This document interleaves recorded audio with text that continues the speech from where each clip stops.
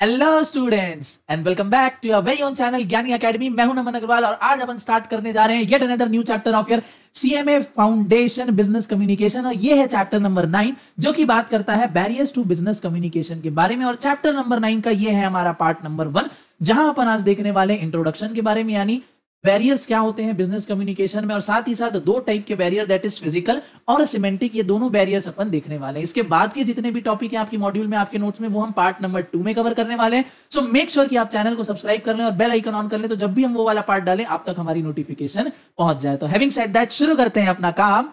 जय श्री राम। ओके, तो स्टार्ट करते हैं फटाफट से।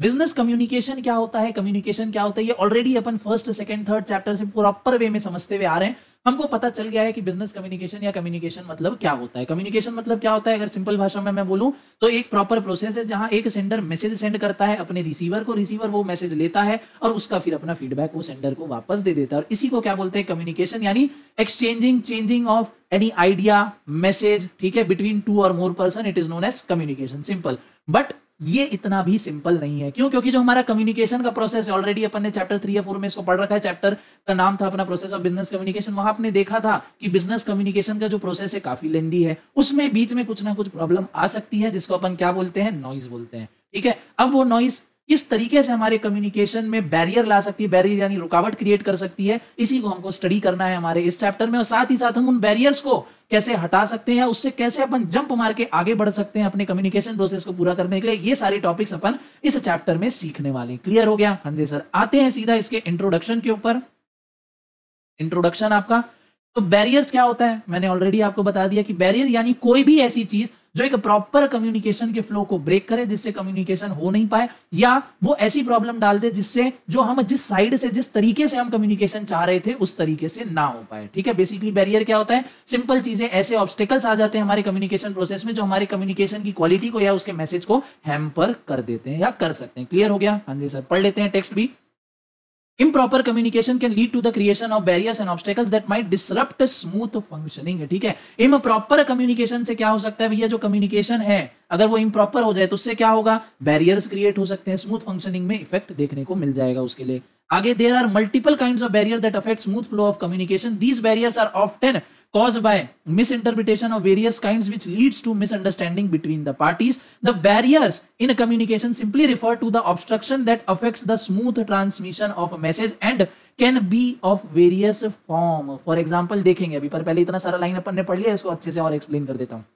सिंपल बात है, बैरियर क्या बोल रहा है, बैरियर यानी ऐसी चीज जो कम्युनिकेशन के फ्लो को जो स्मूथ तरीके से चल रहा है, कम्युनिकेशन का फ्लो जो स्मूथ तरीके से चल रहा है उस पर रुकावट पैदा करता है। जैसे पानी है, पानी प्रॉपर तरीके से फ्लो कर रहा है, अपन ने बीच में क्या कर दिया, डैम बना दिया, तो उसका फ्लो क्या हुआ, अफेक्ट हुआ। बस यही अफेक्ट जो कर रहा है उसको क्या बोलते हैं, बैरियर बोलते हैं। ये बैरियर बहुत टाइप के हो सकते हैं, जैसे for example noise, improper medium, language, community, region and many others. ठीक है, नॉइज आ सकती है, जैसे फॉर एग्जांपल कोई दो जन है टेलीफोन पे बात कर रहे हैं, पीछे बहुत जोर से हल्ला हो जाए, ठीक है, तो क्या होगा, जो मैसेज जाने वाला है या जो मैसेज जा रहा है वो सामने वाले तक प्रॉपर तरीके से नहीं पहुंचेगा। दूसरा बोला गया यहाँ पे इम्प्रॉपर मीडियम, यानी जो मीडियम चूज कर रहे हैं वो भी गलत हो सकता है। अब इसका क्या मतलब हो गया, जैसे कम्युनिकेशन हमको पता है कि मैसेज हमको सामने वाले तक पहुंचाना है। एग्जाम्पल के तौर पर लेते हैं कि एक पर्सन ए है, एक पर्सन बी है, पर्सन ए को पर्सन बी को कोई मैसेज भेजना है। अब इन दोनों के बीच में जो डिस्टेंस है, मतलब जो फिजिकल डिस्टेंस है, बहुत ज्यादा बड़ा है। ठीक है, मान लो ए पर्सन है और बी पर्सन के बीच में 1 किलोमीटर का डिस्टेंस है।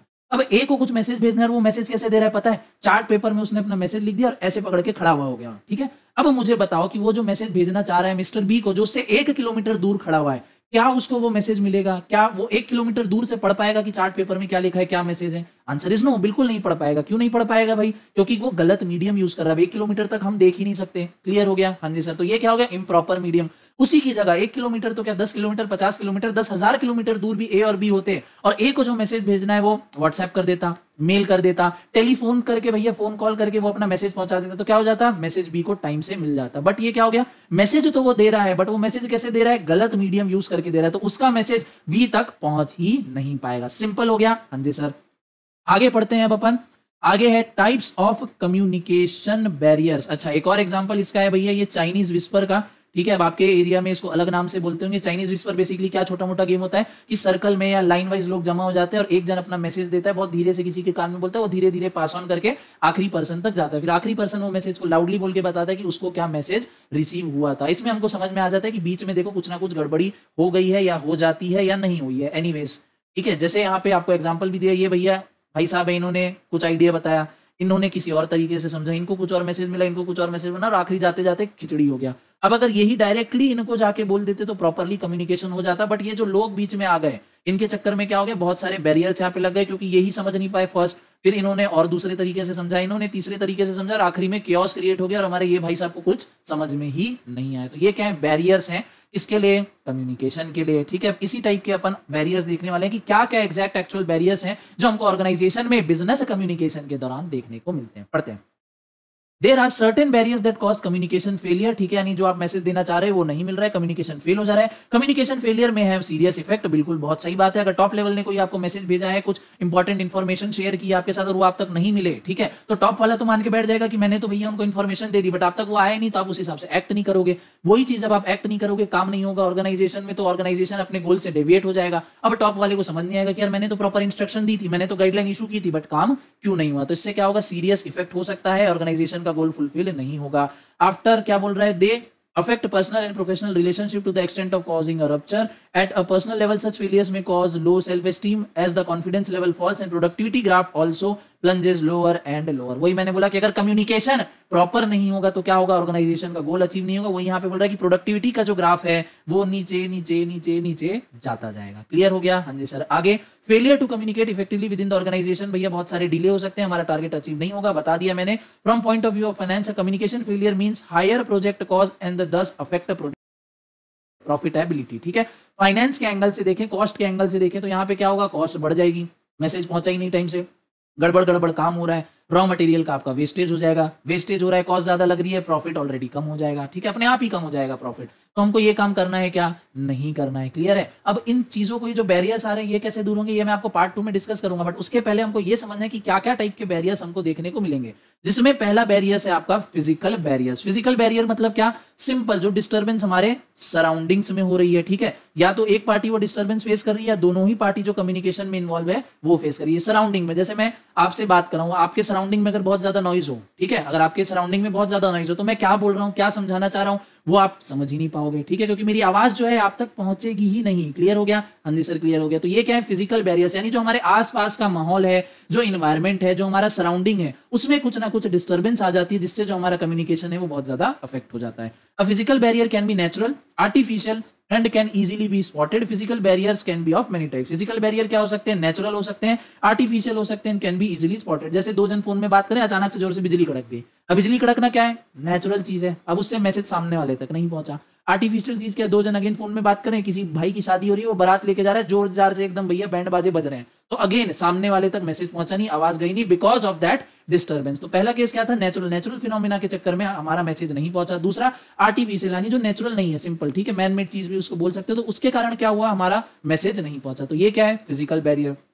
इस किस टाइप से देखने को मिल सकते हैं, सबसे पहला, अगर डिस्टर्बेंस है, बैकग्राउंड में किसी भी टाइप की बहुत ज्यादा नॉइज आ रही है, लाउड म्यूजिक बज रहा है, बारात निकल रही है, बहुत ज्यादा साउंड हो रहा है, ठीक है, तो ये हो गया आपका disturbance in background. In appropriate communication medium, already मैंने एग्जांपल दे दिया, अगर कोई लोग 2 किलोमीटर 1 किलोमीटर के डिस्टेंस में खड़े, हम सिंपल चार्ट बोर्ड से ऐसे उनको दिखाएंगे, चार्ट पेपर में कुछ मैसेज लिख के, तो वो मैसेज उन तक बट ऑब्वियस नहीं पहुंचना है। क्यों? क्योंकि हमने जो मीडियम चूज किया है वो गलत है। अगर लॉन्ग डिस्टेंस है तो भैया आपको कॉल पे या ईमेल वगैरह पे, व्हाट्सएप के थ्रू अपना मैसेज पहुंचाना चाहिए था। Next, third is when either party is disturbed or inattentive or suffers some psychological defect like shortness of hearing or stammering। अब क्या है भैया, either of the party क्या है, डिस्टर्ब है, मान लो उनका माइंड ही नहीं है, मतलब ध्यान ही नहीं लगा रहे हैं किसी चीज पे, आप बोल तो रहे वो सामने से हाँ तो कर रहे हैं, पर उनके मन में अलग ही चीज चल रही है, उनके मन में अलग ही ख्याल पक रहे हैं, तो आपकी बात पे ध्यान नहीं दे रहे हैं। तो आप तो मैसेज दे रहे हो, आपको लग रहा है कि हाँ सामने से भी हाँ फीडबैक तो आ रहा है, सामने वाला समझ रहा है, बट क्या एक्चुअल में वो समझ पा रहा है क्या, नहीं, वो सिर्फ सुन रहा है, ही इज जस्ट लिसनिंग। ठीक है, हमको क्या चाहिए, एक्टिव लिसनिंग चाहिए, बहुत प्रॉपर लिसनिंग चाहिए, लिसनिंग भी नहीं, ही इज जस्ट हियरिंग। ठीक है,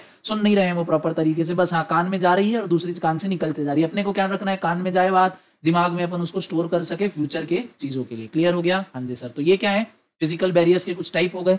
कॉजेज क्या है, तो सबसे पहले डिस्टेंस एक कॉज हो सकता है फिजिकल बैरियर का। अगेन दो लोग 1-2 किलोमीटर अपार्ट में खड़े हैं तो ये क्या हो गया, डिस्टेंस हो गया। अब उसके लिए आपको प्रॉपर कम्युनिकेशन सिस्टम आपके पास होना चाहिए। अब इससे भी क्या होगा, पुअर या स्लो नेटवर्क के कारण डिस्टर्बेंस आ सकती है। It prevents personal communication. जब तक फेस टू फेस कम्युनिकेशन नहीं हो रहा है तो उसमें बहुत ही मेजॉरिटी चांसेस है कि आप कोई भी मीडियम यूज करो, कई बार मिस इंटरप्रिटेशन या मैसेज का ही नहीं पहुंच रहा। आपने तो मेल कर दिया अपने साइड से, बट पता चला आपने गलत पर्सन को मेल कर दिया, या आपको लगा आपने मेल कर दिया बट आपका नेट ही ऑफ था तो मेल सामने वाले तक पहुंचा ही नहीं। ऐसी सारी चीजें हो सकती है जो डिस्टेंस से हमको देखने को मिलती है। वही अगर डिस्टेंस ही नहीं होता, दो लोग आमने सामने बैठ के बात कर रहे होते तो यहाँ पे इस तरीके की कोई भी दिक्कत नहीं आती। दूसरा है cause of physical barrier, that is environment. माहौल क्या है, माहौल भैया पूरा फ्लो ऑफ कम्युनिकेशन को तोड़ सकता है, खराब कर सकता है। For example if a person is standing in adverse weather condition, ठीक है, अगेन वही पर्सन खड़ा है, उसके पीछे भैया बिजली कड़ा करिए, जोर जोर से बारिश हो रही है, ठीक है, तेज तेज हवा चल रही है, तो जो मैसेज उसको मिल रहा है या जो वो डिलीवर करने वाला है वो सामने इसको प्रॉपर तरीके से क्लियर नहीं है।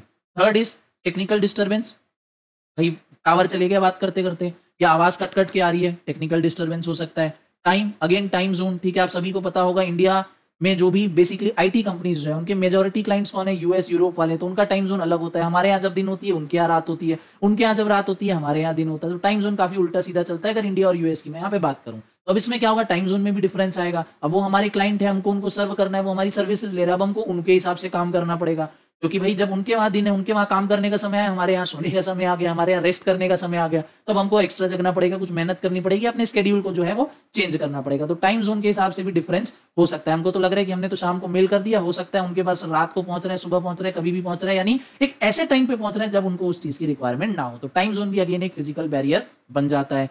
नेक्स्ट इज आपका सिमेंटिक बैरियर। सिमेंटिक बैरियर को हम लैंग्वेज बैरियर भी बोलते हैं, ठीक है, ये वाला बहुत ज्यादा खतरनाक होता है। लैंग्वेज बैरियर, मैं हिंदी में बोल रहा हूँ, अब कोई हो सकता है साउथ के स्टूडेंट्स भी है मेरी वीडियो को देख रहे होंगे, अगर उनको हिंदी नहीं आती तो उनको नहीं समझ में आ रहा होगा कि मैं क्या बोल रहा हूँ। ऑलरेडी पास्ट में मेरे पास 1-2 कमेंट आ चुके हैं स्टूडेंट के, सर हम साउथ से हैं, हमको हिंदी इतनी नहीं समझ में आती है, प्लीज इंग्लिश में बोलिए, किसी और लैंग्वेज में कीजिए ताकि हमको भी समझ में आए। तो ये क्या है, सिमेंटिक बैरियर है। क्लियर है कि भाई मैं ऐसी लैंग्वेज में कम्युनिकेट कर रहा हूं जो उन लोग को समझ में नहीं आ रही है, तो ये क्या हो गया, यहाँ पे सिमेंटिक बैरियर क्रिएट हो गया। सिमेंटिक बैरियर का दूसरा नाम याद रख लेना, इजीली समझ जाओगे, क्या है, लैंग्वेज बैरियर।